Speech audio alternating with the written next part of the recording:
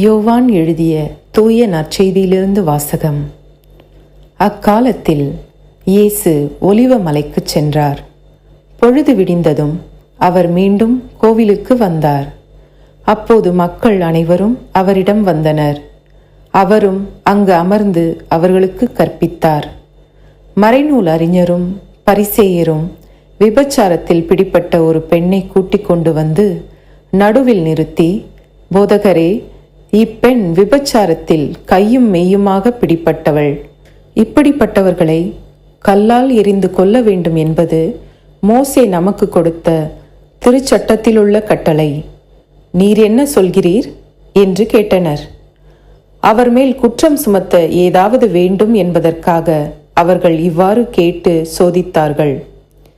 இயேசு குனிந்து விரலால் தரையில் எழுதி கொண்டிருந்தார்.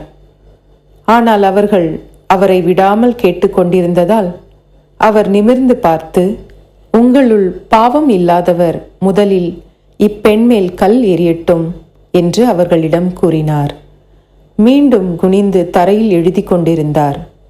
அவர் சொன்னதை கேட்டதும் முதியோர் தொடங்கி ஒருவர் பின் ஒருவராக அவர்கள் யாவரும் அங்கிருந்து சென்று விட்டார்கள். இறுதியாக இயேசு மட்டுமே அங்கு இருந்தார். அப்பெண்ணும் அங்கேயே நின்று கொண்டிருந்தார்.